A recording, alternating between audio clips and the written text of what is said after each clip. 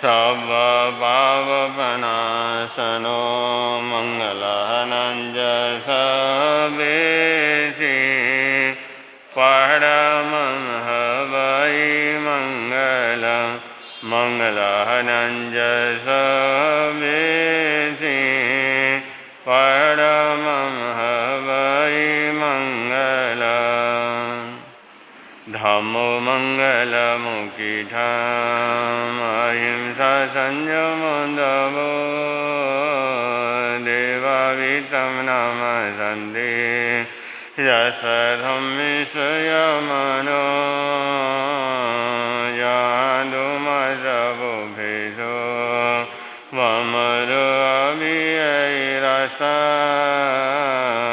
नयबुभं गिलामे सोयबिने अपयं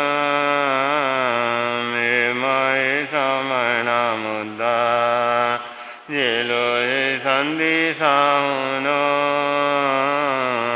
विहङ्गमबुभेषो दानवद्देशनिरया वयं जवितिं लभमो नये गोयो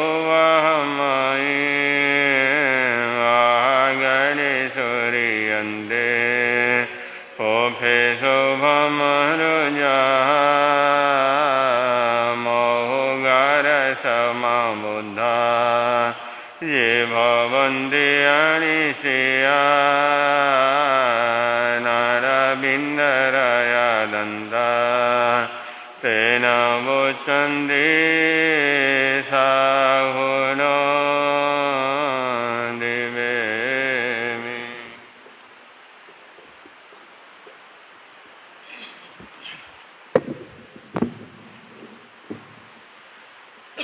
बोले पंचपरमेष्टि भगवान की। यही संसार की रीत है, बोया जो फल वो पाना पड़ेगा। यही संसार की रीत है, बोया जो फल वो पाना पड़ेगा। कैसे नाते कैसी प्रीत है, छोड़ एक दिन तो जाना पड़ेगा। कैसे नाते कैसी प्रीत है, छोड़ एक दिन तो जाना पड़ेगा। यही संसार की रीत है, बोया जो फल वो पाना पड़ेगा। हर सुबह में छुपी शाम है, मौत जीने का अंजाम है। हर सुबह में छुपी शाम है, मौत जीने का अंजाम है। इसमें रोने का क्या काम है, साथ में जो प्रभु नाम है। इसमें रोने का क्या काम है, साथ में जो प्रभु नाम है। वही सबसे बड़ा मीत है, उसके चरणों में जाना पड़ेगा। यही संसार की रीत है, बोया जो फल वो पाना पड़ेगा। लाख गहरा हो सागर तो क्या, प्यास फिर भी बुझाए नहीं। लाख गहरा हो सागर तो क्या, प्यास फिर भी बुझाए नहीं। तुम दया के हो सागर तो क्या दया बरसाने आए नहीं। तुम दया के हो सागर तो क्या दया बरसाने आए नहीं। जिंदगी एक संगीत है, उसका सुर तो मिलाना पड़ेगा। जिंदगी एक संगीत है, इसका सुर तो मिलाना पड़ेगा। कैसे नाते कैसी प्रीत है, छोड़ एक दिन तो जाना पड़ेगा। यही संसार की रेत है, बोया जो फल वो पाना पड़ेगा। हर कदम पर ना ठोकर मिले, ध्यान इसका भी रखना जरा। हर कदम पर ना ठोकर मिले, ध्यान इसका भी रखना जरा। कड़वे फल है मीठे यहाँ, पुण्यवाणी से चखना जरा। कड़वे मीठे हैं फल भी यहाँ, पुण्यवाणी से चखना जरा। बीत जाए ना यूं जिंदगी, ध्यान चरणों का रखना पड़ेगा। बीत जाए ना यूं जिंदगी, ध्यान चरणों का रखना पड़ेगा। कैसे नाते कैसी प्रीत है, छोड़ एक दिन तो जाना पड़ेगा। यही संसार की रीत है, बोया जो फल वो पाना पड़ेगा। बोया जो फल वो पाना पड़ेगा। बोया जो फल वो पाना पड़ेगा। बोले शासन बदी श्रणुगान महावीर स्वामी की।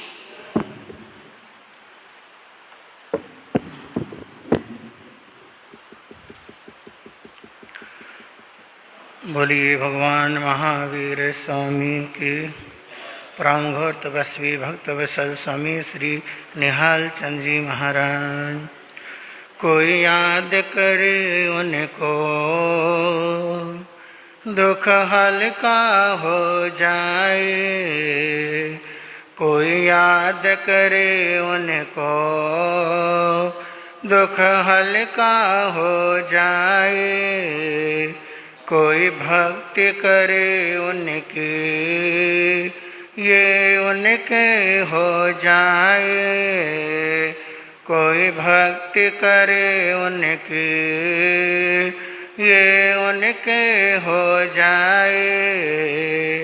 वो बिन बोले सब कुछ, वो बिन बोले सब कुछ पहचान जाते हैं।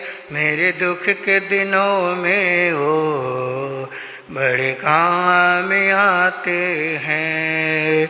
मेरे दुख के दिनों में वो बड़े काम आते हैं।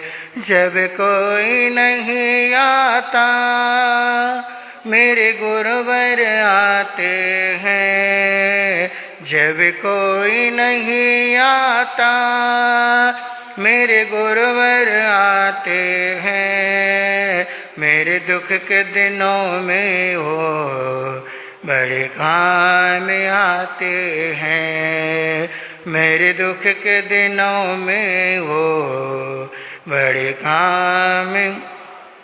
मेरे मन के मंदिर में गुरु का वास रहे। मेरे मन के मंदिर में गुरु का वास रहे। कोई पास रहे न रहे, मेरे गुरुवर पास रहे। कोई पास रहे न रहे, मेरे गुरुवर पास रहे। मेरे व्याकुल मन को मेरे व्याकुल मन को पहचान जाते हैं। मेरे दुख के दिनों में वो बड़े काम आते हैं। मेरे दुख के दिनों में वो बड़े काम आते हैं। बोले ब्रह्मघोर तपस्वी स्वामी श्री निहाल चंद जी महाराज। है समय न देखी धार के जिसमें सब बह जाया करते हैं। है समय बड़ा तूफान परवल पर्वत झुक जाया। अक्सर दुनिया के लोग समय में चक्कर खाया करते हैं। लेकिन कुछ ऐसे होते जो इतिहास बनाया करते हैं। इतिहास बनाया। अष्टकर्म के विजेता, शासन के महाप्राण, सर्वज्ञ सर्वदर्शी श्रवण भगवान महावीर स्वामी के चरणारविंदों में कोटि सवंदन। आते विराजमान पूज्य गुरुदेवों के पावन चरण कमलों में सशद नमन। उपस्थित धर्म प्रेमी बंधुओं, ममतामयी माताओं एवं बहनों, अमेरिका के राष्ट्रपति अब्राहम लिंकन, जिनका जीवन संघर्षों में बीता, पूरा बचपन पूरा यौवन संघर्ष करने में ही व्यतीत हो गया। बंधु, अगर हम अपने जीवन से हताश है, अपने जीवन से परेशान हैं, हमें अपने जीवन में सफलता नहीं मिल पा रही है, मन बड़ा उथल पुथल है, अब्राहम लिंकन का जीवन चरित्र जरूर पढ़ना चाहिए। बंधु, जिसका पूरा जीवन संघर्षों में बीता, जब सफलता मिली 55-60 वर्ष में जाकर के उनको सफलता मिली। जब सफलता भी मिली तो इतना मिला, अमेरिका जैसे देश के प्रथम नागरिक बनने का सौभाग्य अब्राहम लिंकन को मिला। जीवन संघर्षों में है। रंक राजा बन सकता है, राजा रंक बन सकता है। बंधु, राजयोग है, किसके जीवन में क्या राजयोग लिखा है कह नहीं सकते हैं। तो अमेरिका के राष्ट्रपति अब्राहम लिंकन ने जब अपने छोटे छोटे बच्चों को स्कूल में दाखिला कराया, स्कूल में एडमिशन कराया, अपने बच्चों के क्लास टीचर को, प्रिंसिपल को पत्र लिखा। टीचर महोदय, मैं अपने बच्चों को पढ़ाई कराने के लिए आपके स्कूल में भेज रहा हूं। मैं अपने बच्चे को स्कूल में पढ़ाई करने के लिए भेज रहा हूं, टीचर महोदय, आपसे निवेदन है, आप मेरे बच्चों को ये सोच करके मत पढ़ाना कि अमेरिका जैसे समृद्धशाली देश के राष्ट्रपति के बच्चों को पढ़ा रहा हूं।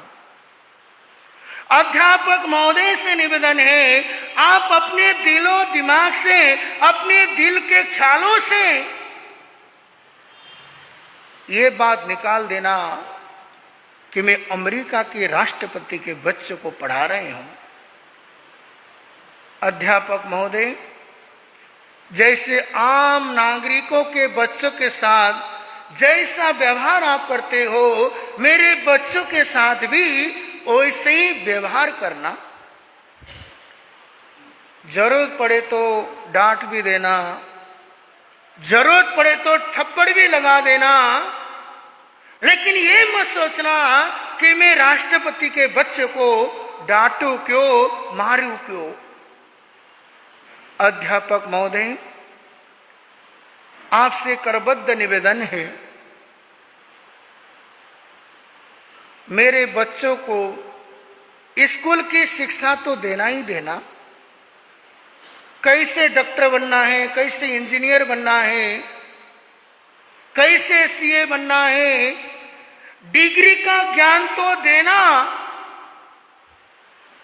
डिग्री के साथ साथ समाज में कैसे रहना है, बड़ों के साथ कैसा व्यवहार करना है, और जीवन में सच्चे इंसान कैसे बनकर के आगे बढ़ना है, ऐसी शिक्षा भी मेरे बच्चे को समय समय पर देते रहना।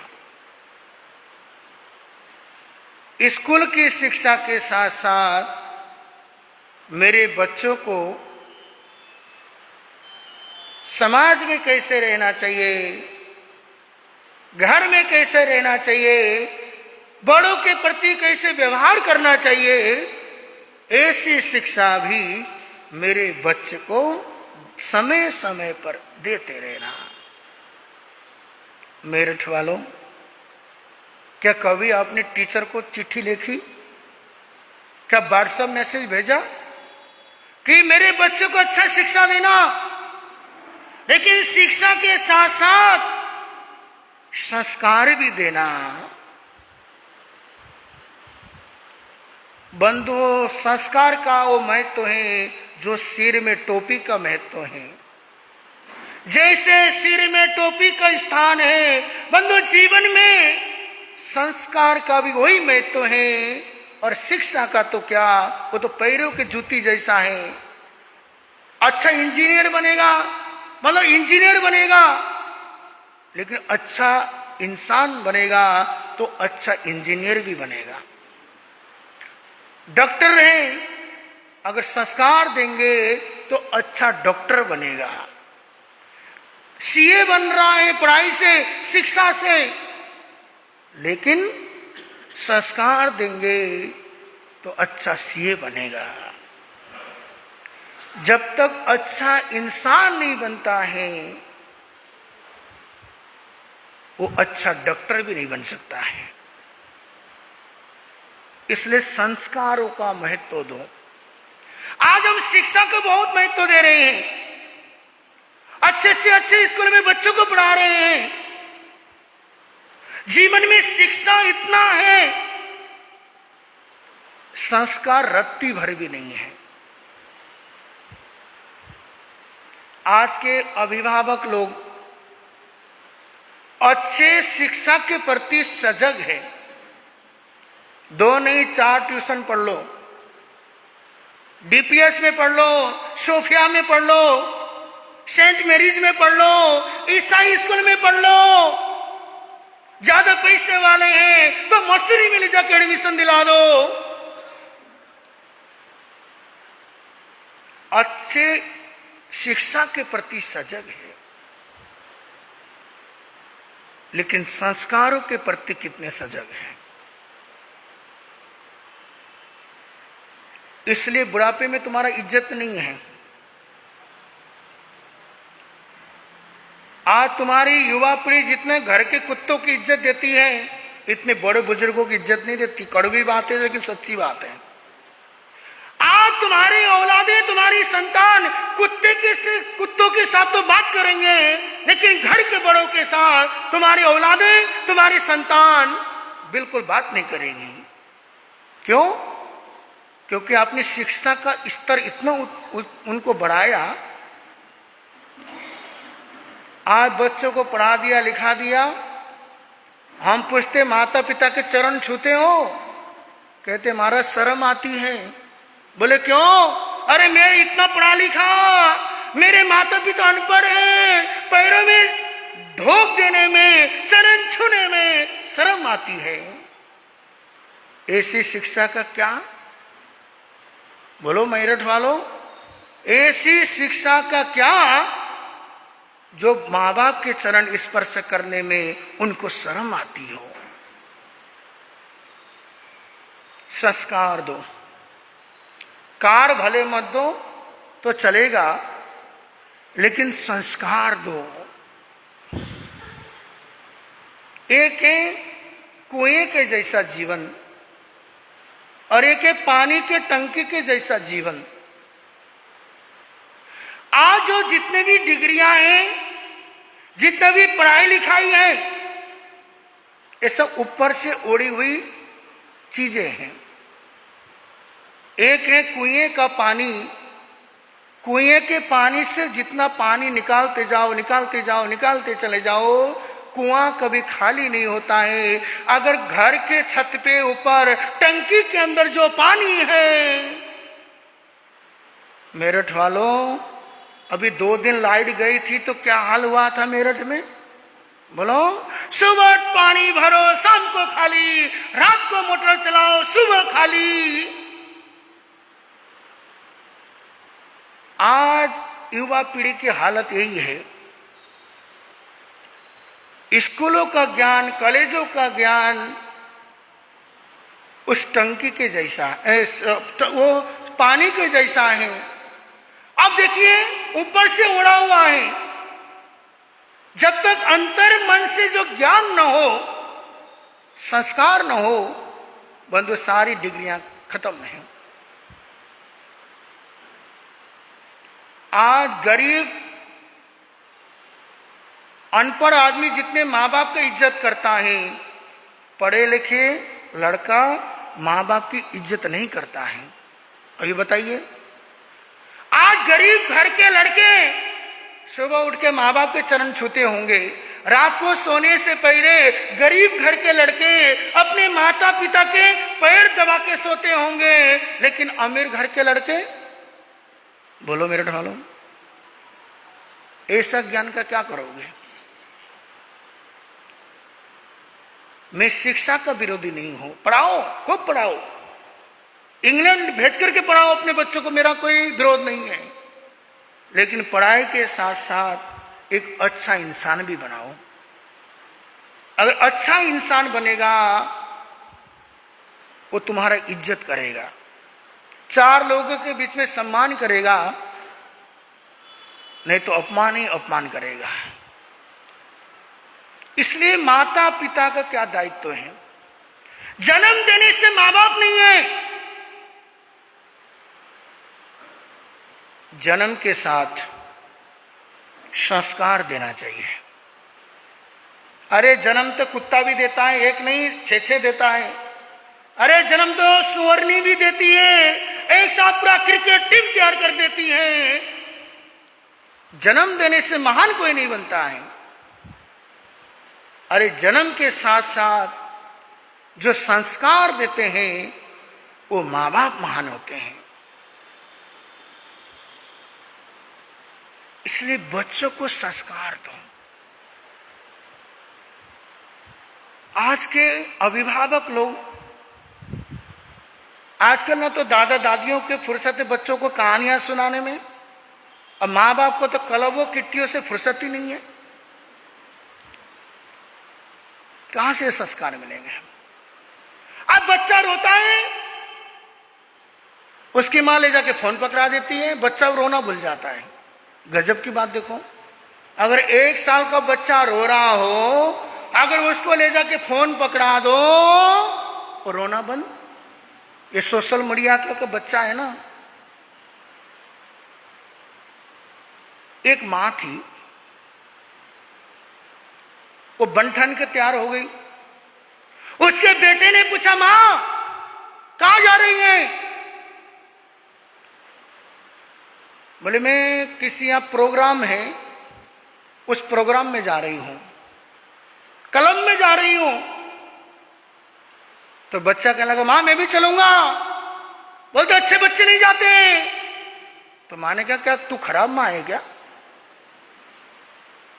अब बच्चा जिद करने लगा, 7 साल का बच्चा कहने लगा, मां मैं भी तेरे साथ चलूंगा।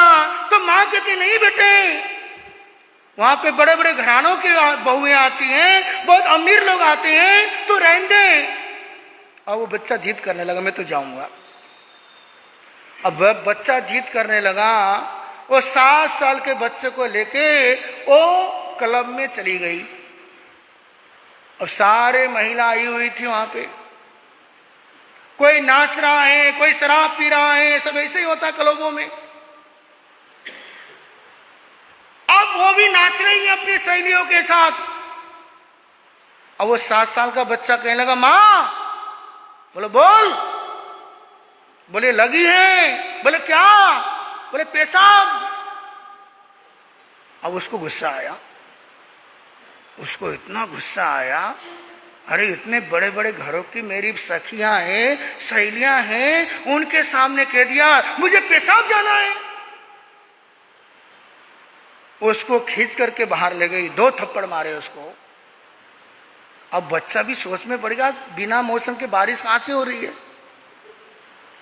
अरे मारा क्यों? अरे जवान लड़ाता है, मारा क्यों? आज तूने मेरी इज्जत को मिट्टी में मिला दी। बोले मम्मी मैंने क्या किया? मैंने यही तो कहा मुझे पेशाब जाना है। बोले खबरदार, आगे से ऐसा नहीं बोलना। बोले क्यों? बोले मेरी सहेलियां आती है, बड़े बड़े घरों की हैं, उनके बच्चों को संभालने के लिए नौकर चाकर है, वो क्या कहेगी?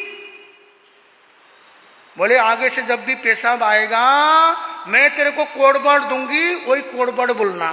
बोले क्या?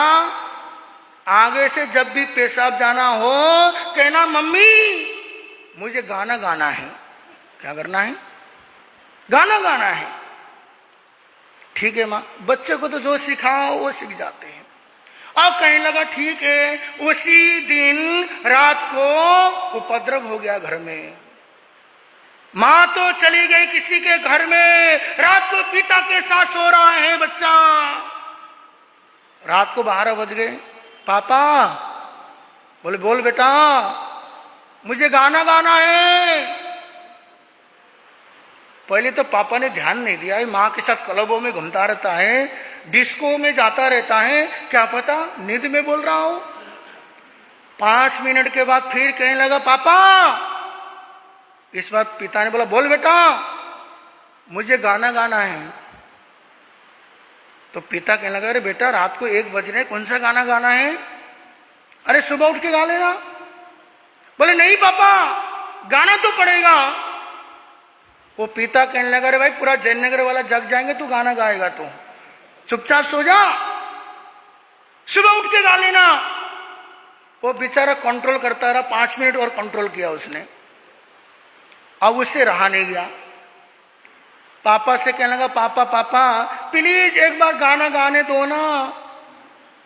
अब वो पिता सोचने लगा अरे इसको गाने का पता नहीं क्या भूत सवार हो रहा है। अच्छा चल तू गा ले, लेकिन ध्यान रखना अगर जोर से गाना गाएगा तो थप्पड़ पड़ेगी। देख अड़ोसी भी सो रहे, पड़ोसी सो रहे हैं, पूरे मोहल्ला वाले सो रहे हैं, वो क्या सोचेंगे? अगर जोर से गाना गाएगा तो तुझे मार पड़ेगी। अच्छा पापा मारोगे तो नहीं? बोले नहीं, अगर जोर से गाना गाएगा तो मार पड़ेगी। पक्का? बोले हाँ। उसने पापा कहने लगा ऐसा कर, जोर से गाएगा तो मोहल्ले वाले सुन लेंगे, तो धीरे से मेरे कान में गा ले। बोले पापा मारोगे तो नहीं? अरे यार तो तेरे को बोला ना, जोर से गाएगा तो मार पड़ेगी, धीरे से गाएगा तो नहीं मार पड़ेगी। उसने चेन खोला और कर दिया काम। समझ गए होंगे आगे क्या हुआ। ऐसे आत्मघाती संस्कार आजकल के मॉडर्न जमाने की मां दे रही है। कलयुगी मां, सतयुगी मां खत्म है आजकल, सब कलयुगी मां है, मॉडर्न जमाने की मां है। एक आधुनिक महिला आजकल क्लबों की है। मैं बार बार कह रहा हूं, किट्टी पार्टियों का जमाना है। आज बहुएं कितनी आई है जरा बताओ ना। है ही नहीं, फुर्सत ही नहीं है। आज ही उनको बोल दो सुबह 8 बजे फलाने होटल में किट्टी है, फिर देखो हाँ सासों उठेगा नहीं उठेगा तुम्हारी बहुएं। सासू भी सोचे महाराज क्या लफड़ा लेके बैठे, सास होकर हमारे बहुत है। एक आधुनिक महिला लीपा पोती करके, क्रीम पाउडर मल के, पारदर्शी कपड़े पहन करके जैसे चलने को तैयार हुई, उसका छोटा सा बच्चा आया। कहा मां कहां जा रही है? वो कहने लगा जब देखो पूछता रहता कहां जा रही है। इतनी बार पूछने की तो तेरे बाप की भी हिम्मत नहीं है जो तू पूछ रहा है। जब भी कहीं जाने को सोचती हो बार बार आके पूछता रहता है मां कहां जा रही है, कहां जा रही है। अरे मैं फिल्म देखने जा रही हूं। और वो बच्चा कहने लगा मां मैं भी जाऊंगा। वो मां कहते अरे बेटा नहीं जा, अरे तू यहीं पे रह। बोले नहीं मैं भी जाऊंगा। मां ने पर्स में से 10 रुपए निकाले, ले बेटा 10 रुपए, आइसक्रीम वाला आएगा आइसक्रीम खा लेना, तू यहीं रह जा। जब बच्चे को लालच मिल गया, ठीक है मां, लेकिन ध्यान रखना अगर कोई घर में आए पूछे कि मां कहां गई हैं, तो उनको बोलना कि मां पापा के साथ बाजार गई हुई है। ठीक है बेटा? बोले हाँ। अब बच्चा आइसक्रीम के लिए 10 रुपए मिल गया, खुश हो गया। और उसी दिन के 3 बजे पति को दुकान से कुछ काम पड़ गया, घर आ गया 3 बजे। और जैसे ही पति 3 बजे घर पहुंचा, बेटे से पूछा बेटा मम्मी दिख नहीं रही कहां है? वो बच्चा कहता नहीं बताऊंगा। अरे बेटा बता कि मम्मी कहां है। उसने देखा देखो मम्मी ने 10 रुपए दिए हैं, मैं तो नहीं बताऊंगा। पापा ने 20 रुपया निकाल के दिखा दिया, ले बेटा मैं और 10 रुपया देता हूं, ये बता मम्मी कहां है।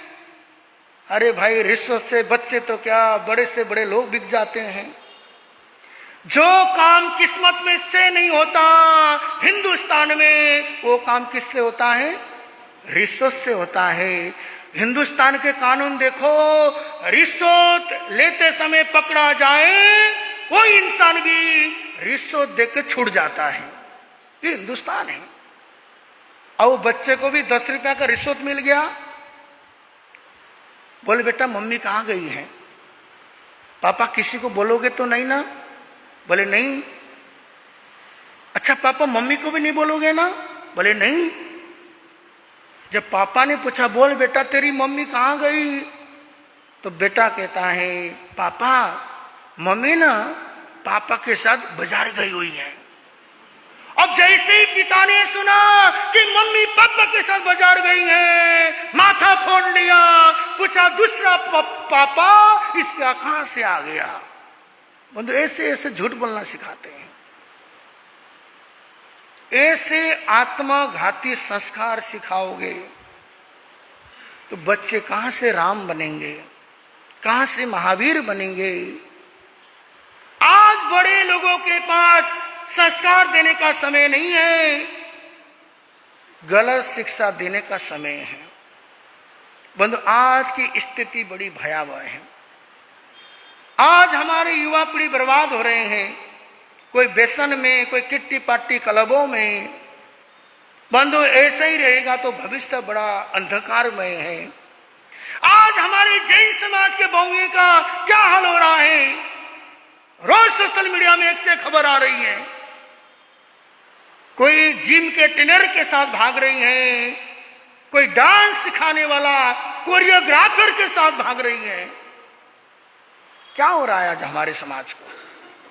कोई मुसलमान लड़कों के साथ भाग रही है, तो कोई किसी के साथ भाग रही है आज की लड़कियां।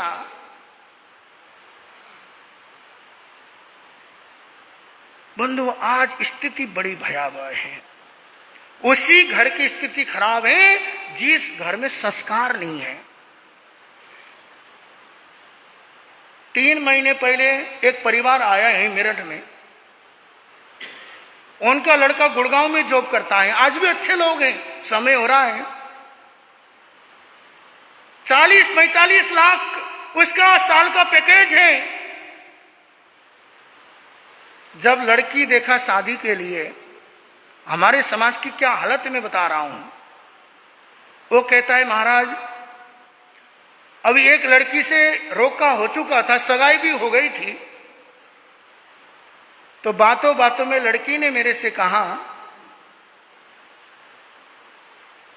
लड़की ने मेरे से पूछा क्या आप जैन धर्मों को कैसे फॉलो करते हो, क्योंकि लड़की भी जैन है। वो कहने लगा, देख मेरा परिवार बहुत धार्मिक है और मैं माँ बाप के इकलौता संतान हूं। मेरे घर में प्याज लहसुन का सेवन भी नहीं होता है। मेरे घर में सारे के सारे दिन में खाना खाते हैं, तो मैं भी रात को खाना, मेरा भी नियम है। लड़की ने पूछा, अच्छा ये बताओ आप मेरे साथ बैठ के ड्रिंक तो करोगे ना? जैन समाज की लड़की पूछ रही है, कह रही है आप मेरे साथ बैठ के ड्रिंक तो करोगे ना? वो लड़का कहने लगा, अरे जब मैं रात्रि भोजन का त्याग है, मेरा प्याज लहसुन का त्याग है, तो मैं ड्रिंक तो सोच भी नहीं सकता। तो लड़की कहने लगी, अगर मेरे साथ शादी करना हो तो आपको रात को भी खाना होगा और ड्रिंक भी मेरे साथ करनी होगी।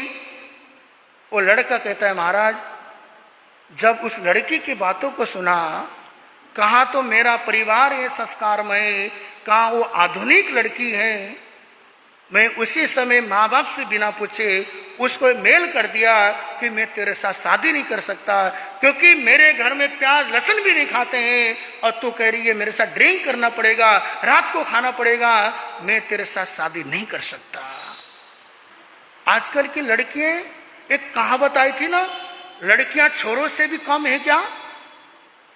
किसमें? गलत कामों में। आज लड़के जितना नहीं बिगड़े होंगे जितनी लड़कियां बिगड़ी है। 3 साल पहले चंडीगढ़ में चातुर्मास था, इस थाने के सामने होटल था।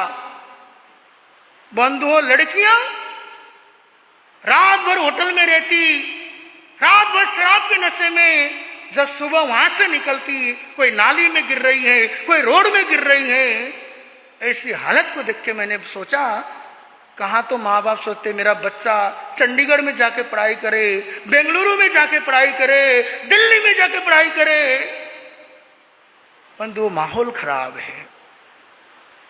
खुद नहीं बचेंगे तो दूसरा बचाने वाला कोई नहीं मिलेगा। आज ऐसा माहौल है,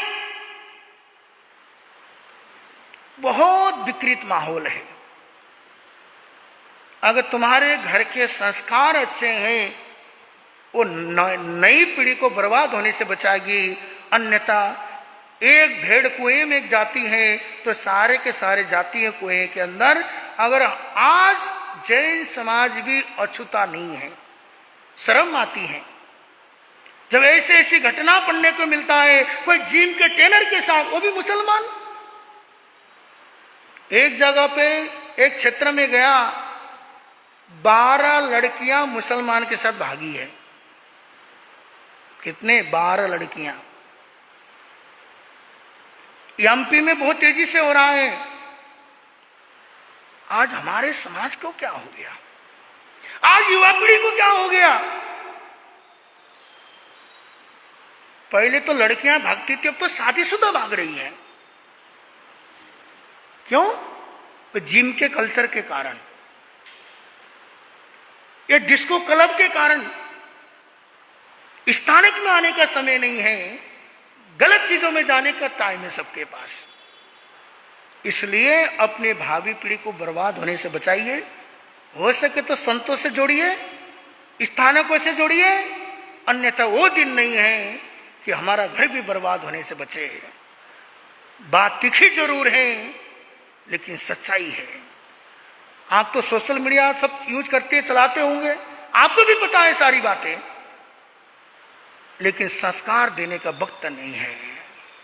मेरे भाइयों, मेरी बहनों, युवा पीढ़ी को बर्बाद होने से बचाइए। लोग कहते महाराज युवा स्थानक में नहीं आते। अरे गलती हमारी है क्या जो नहीं आते हैं?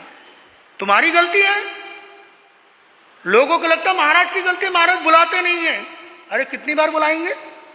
एक बार बुलाएंगे, 2 बार बुलाएंगे। लोग कहते हैं महाराज युवा पीढ़ी नहीं आ रही है। अरे तुमने युवा पीढ़ी को नशेड़ी बना दिया है, शराबी बना दिया है, कलौवा में डाल दिया है, तो स्थानिक में कहां से आएगा? जिस युवा के अंदर व्यसन है वो कभी स्थानिक में नहीं आएगा। शराब पीने वाला, व्यसन करने वाला कभी स्थानिक में साधु संत के पास नहीं आएगा। क्यों? उसको डर है कि महाराज मेरे को टोक देंगे, महाराज मेरे को बोल देंगे तू पीता है, तू खाता है। आज जैन समाज, तरुण सागर जी महाराज ने बहुत पहले कह दिया था कि अब श्वेतांबर दिगंबर का भेद छोड़ो, अब तो समय ऐसा आएगा जब संत आहार लेने जाएंगे, घरों में पूछेंगे भाई आप शाकाहारी जैन हो या मांसाहारी जैन हो। एक बड़े समाज में हमारा चातुर्मास हुआ, उस समाज का मंत्री आके अचल गुरु जी से कहता है कि महाराज मेरे घर में गोचरी मत आना। सोचने वाली बात है, उत्तर भारत की बात है। समाज का मंत्री कह रहा महाराज मेरे घर में गोचरी मत आना। गुरुदेव ने पूछा क्यों? बोले मेरे बेटे बहू खाते हैं इसलिए मत आना। ये हो रहा है। हमारी समाज कहां जा रहा है आज हमारा? संतों को गोचरी मना करना पड़ रहा है। महाराज हमारे घर में खाते पीते बेटे बहू हैं इसलिए गोचरी मत आना। बंधु हमारी घर भी ऐसी नौबत ना आए इसलिए संस्कार दो, युवा पीढ़ी को धर्म से जोड़ो। अगर धर्म से जोड़ोगे, साधु संतों से जोड़ोगे तो तुम्हारा युवा पीढ़ी अच्छा होगा। युवा पीढ़ी अच्छा होगा, आपका बुढ़ापा भी अच्छा होगा। अगर युवा पीढ़ी अच्छा नहीं होगा, आपका बुढ़ापा भी खतरे में है। इसलिए आइए इन बातों को सोचिए, समझिए, आगे बढ़िए इन्हीं शब्दों के साथ। ओम।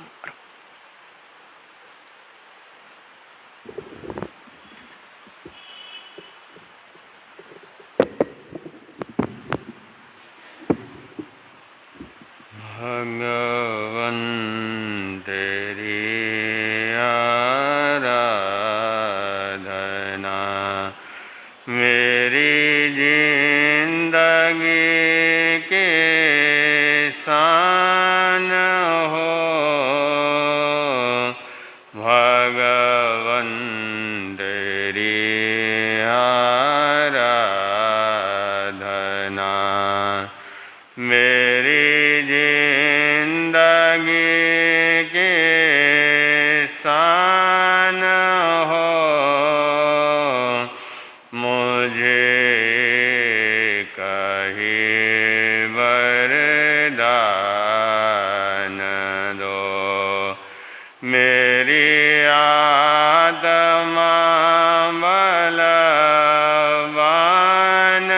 हो। मुझे कहीं वरदान दो, मेरी आत्मा बलवान हो। भगवन तेरी आराधना मुझे सुख की परवाह नहीं, दुख में भी नहीं निकले आह नहीं। मुझे सुख की परवाह नहीं, दुख में भी निकले आह नहीं। बस एक तेरा ध्यान होठों पे तेरा नाम हो। बस एक तेरा ध्यान होठों पे तेरा नाम हो। भगवन तेरी आराधना, भगवन तेरी आराधना।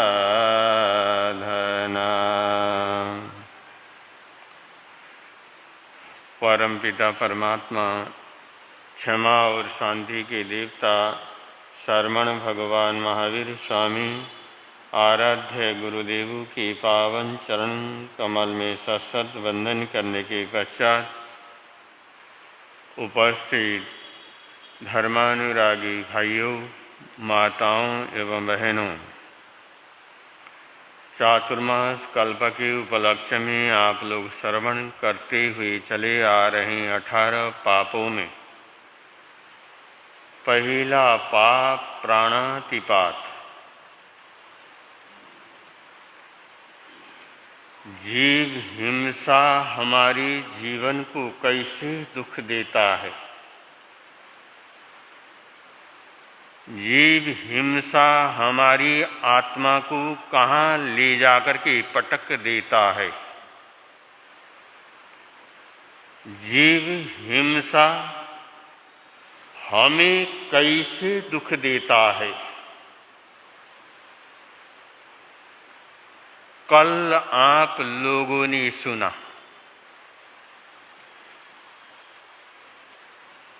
आज हम जैन कहलाते हैं, परमात्मा की वाणी को सुनते हैं। हम छोटे जीवों को तो बचाने का प्रयत्न करते हैं, बड़े जीवों का मारने का काम करते हैं।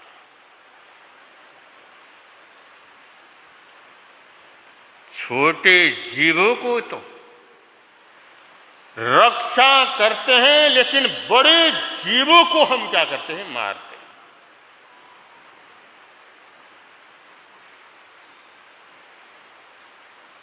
लेकिन परमात्मा ने क्या कहा,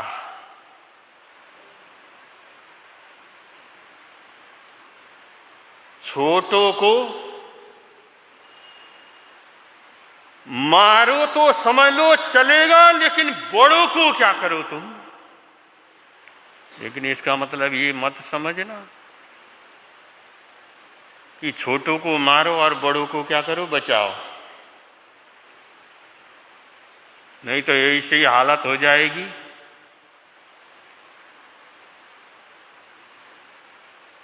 एक वक्ता था, बहुत अच्छा बोलता था, और उस वक्ता को बोलने के लिए बड़े बड़े सभाओं में उसको क्या किया जाता था, बुलाया जाता था।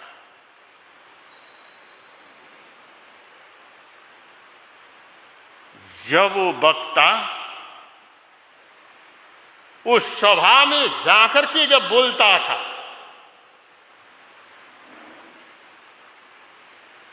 ऐसा भाषण देता था, ऐसा बोलता था, सारे सुनने वाले आश्चर्यचकित हो रह जाते। क्या बोलने वाला है। और वहां पर सब्जेक्ट था कि अहिंसा के ऊपर क्या करना है, भाषण देना।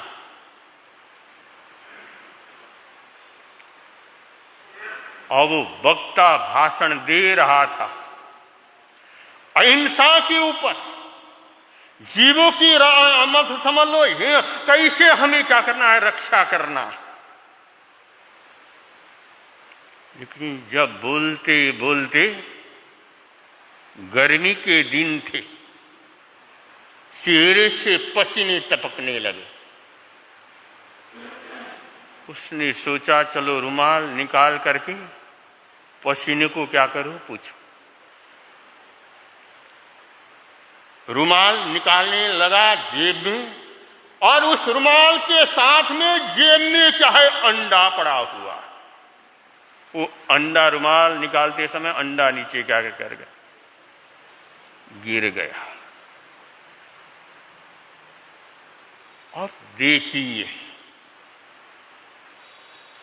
भाषण किसका दे रहा है, अहिंसा का। लेकिन जेब में क्या है, इसलिए प्रभु परमात्मा महावीर ने कहा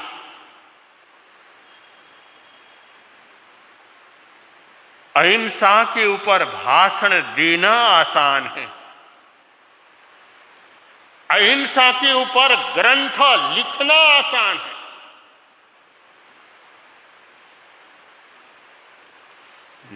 लेकिन अहिंसा जीवन में उतरना, अहिंसा जीवन के अंदर आचरण में आना, ये बहुत मुश्किल क्या करता है। लेकिन जिसके आचरण में आ जाता है, जिसको समझ में आ जाती है, उसके लिए कोई मुश्किल क्या है नहीं। कैसे मुश्किल नहीं है। पंजाब में एक गांव में पंजाब के महान त्यागी और तपस्वी संत पूज्य श्री गेंडे राय जी महाराज साहब का उस गांव में पदार्पण हुआ। उस गांव का नाम है ददिहाल, जो पठानकोट के पास में वो गांव क्या करता है, पड़ता है। जब गुरुदेव का वहां पर पदार्पण हुआ, वहां पर उनका उपदेश सुना लोगों ने, वो सारा गांव, हिंदू गांव जहां पर बहुत हिंसा होती थी, और वहां के सारे लोगों ने मांस और शराब और हिंसा का क्या किया, त्याग किया।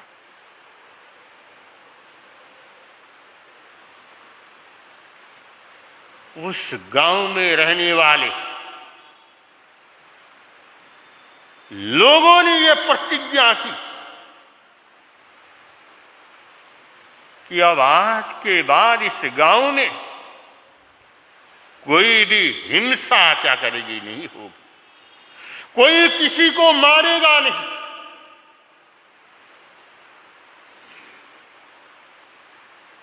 क्योंकि ऐसे ऐसे महापुरुष हुए हैं,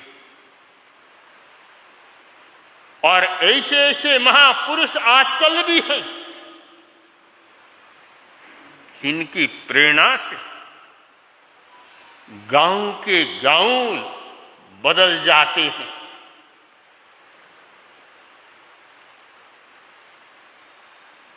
जब उस गांव के लोगों ने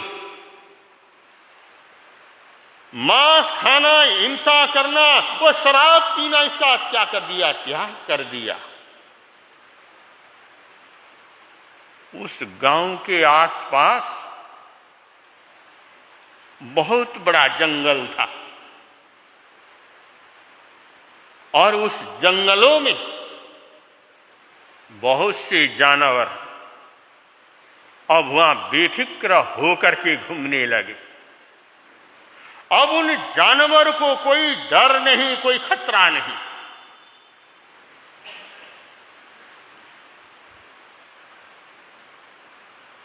और पास के किसी गांव में एक मुसलमान रहता था।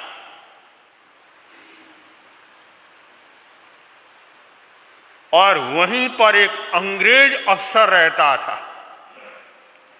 और वो शिकार खेलता था। उस मुसलमान ने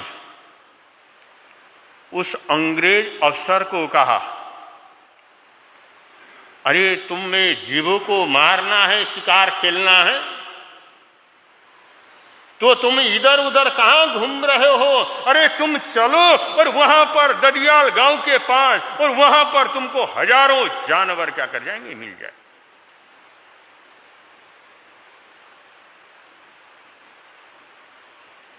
अब वो मुसलमान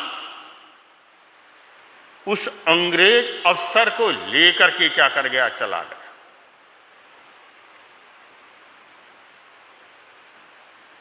अब उस ददियाल के लोगों ने देखा, आज इस गांव में कोई बाहर का आदमी क्या कर रहा है, आ रहा। गांव वालों ने पूछा, आप यहां किस लिए आए हो? या मैं शिकार खेलने के लिए आया हूं। यहां पर शिकार आपको किसने लेकर के आया? यहां पर लगा इस भाई ने मुझे लेकर के क्या है आया।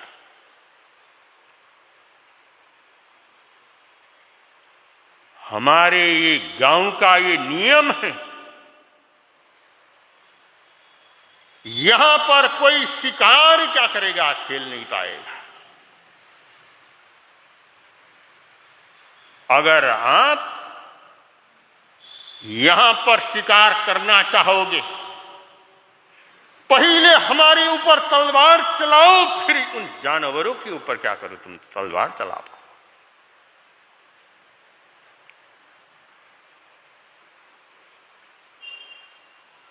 अगर तुमने यहां पर इन जानवरों को, अगर यहां किसी को तुमने नुकसान किया, तो तुम्हारे जान का क्या है, खतरा हो जाएगा।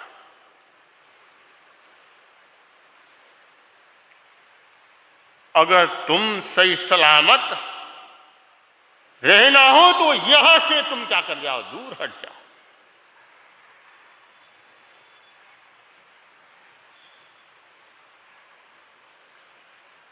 और उस अंग्रेज अफसर ने जब उन लोगों की बातें सुनी, सुनने के बाद मन में भाव आए, उसने उस मुसलमान, उस आदमी को डांटा, उसको फटकारा। अरे जब तुझे मालूम था यहां पर कोई शिकार नहीं कर सकता, फिर तुम मुझे यहां पर क्यों लेकर के आया, किस लिए लेकर के आया?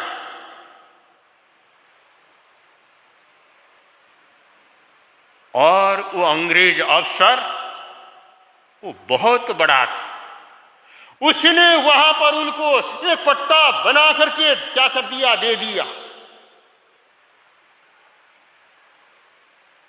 कहा कि अब इस गांव में और कोई भी आदमी बाहर का क्या करे, कोई शिकार खेलने क्या करे ना आए।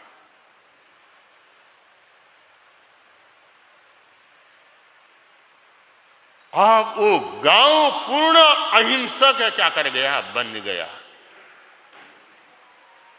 वो पूर्ण अहिंसक क्यों बना? उन संतों की वाणी को सुना, संतों के जीवन को देखा। जब तक व्यक्ति परमात्मा की वाणी को नहीं सुनता, परमात्मा की वाणी का ज्ञान नहीं होता, तब तक वो इंसान कभी धर्मात्मा क्या कर सकता, नहीं बन सकता। जैसे अभी भरत मुनि जी ने आपको बतलाया, आज हमारे बेटे और बेटियां अगर गलत रास्ते पर जा रहे हैं, गलत कदम उठा रहे हैं, गलत कदम क्यों उठाता है कोई?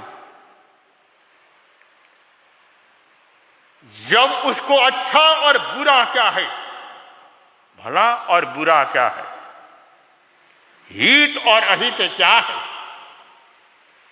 जब तक उसका ज्ञान क्या करेंगे आप नहीं दोगे, तब तक वो बच्चा गलत को भी अच्छा